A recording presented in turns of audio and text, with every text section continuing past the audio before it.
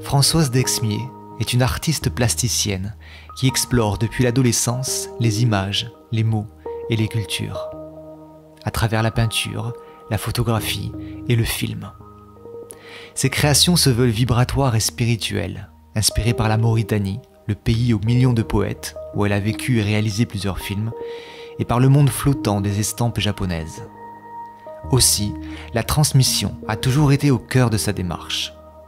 Son âme de conteuse nous livre aujourd'hui l'histoire illustrée et poétique d'un petit nuage destiné aux enfants malades. J'ai donc eu l'idée de faire l'histoire d'un petit nuage qui a une petite tumeur, et puis toute sa famille et ses amis, et le docteur Dominus va venir le soigner dans le lac Kalinou. L'histoire, j'ai mis plus d'1 an à l'écrire, parce que je voulais quelque chose de ludique, où on dise les choses, mais sans que ce soit plombant. C'est très léger, il y a de l'humour, et c'est un peu une enquête, parce qu'on ne sait pas, je ne dis pas d'emblée ce qu'il a, on cherche qu'est-ce qu'il a, et c'est seulement à la fin qu'on découvre le problème quand il est solutionné. C'est l'idée de transcender les épreuves de la vie. Alors là, le choix a été fait d'un cancer, parce qu'il se trouve que j'ai traversé cette épreuve il y a quelque temps. Je me suis retrouvée dans un moment de rien qui m'a fait accéder à une sorte de tout, où pendant plusieurs mois, je pouvais pas manger, je pouvais pas parler, je pouvais pas bouger. Et en fait, ma seule activité, c'était de regarder les nuages. Et l'idée, elle est venue là.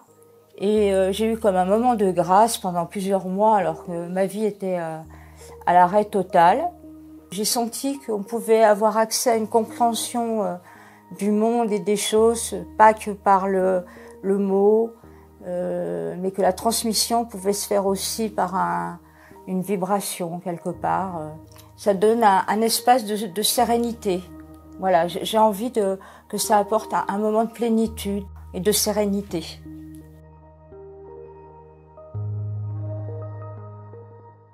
On peut y projeter dessus tout ce que va rencontrer l'enfant malade par ces illustrations qui sont finalement des éléments de la nature, mais qui inconsciemment vont pouvoir permettre de projeter les tuyaux. Voilà, on a automatiquement, même quand on n'a pas été dans cette situation de maladie, on peut déjà projeter tout cet univers de l'hôpital, du soin, etc. sur les images qui nous arrivent par le conte et par le texte, tant que par les illustrations. C'est l'aspect psychosocial aussi du conte, c'est-à-dire que le fait d'entendre ou de lire ou de voir quelque chose à l'extérieur de soi, mais qu'on vit intérieurement, du coup ça rend réel, et du coup ça veut dire que c'est quelque chose qui existe. Et le fait de rendre existant ce qui est angoissant et devant quoi on est impuissant, déjà ça a un effet apaisant de soi. Évidemment ce temps très long qui passe avant la guérison, etc.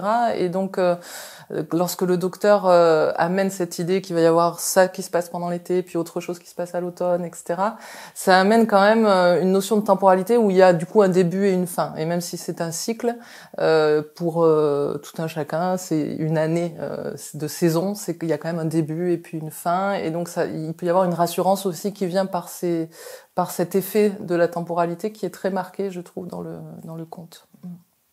Cette métamorphose, cette symbolique de la métamorphose, que vit la chenille et que vit à la fois le nuage. Donc elle vient vraiment donner cette symbolique de la transformation possible et d'une continuité même après l'épreuve, et de l'ouverture vers du nouveau.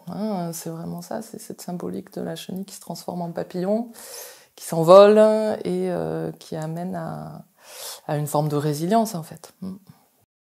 C'est vraiment l'objet transitionnel, un petit peu le conte entre le réel et effectivement l'imaginaire. Donc il peut permettre tant aux enfants qu'aux adultes, comme tous les contes en fait,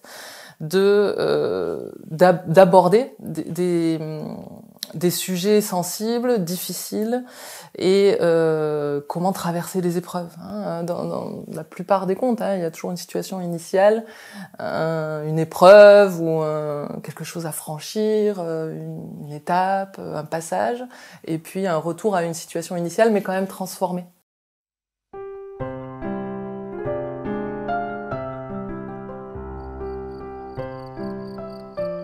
Le lac Calino venait d'offrir le mystère de ses profondeurs, celui du bain d'amour.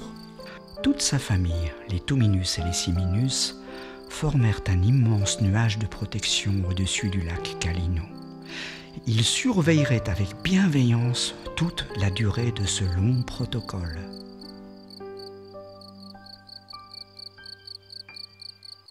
Mais que diantre, c'est la comptine du petit nuage! À bientôt!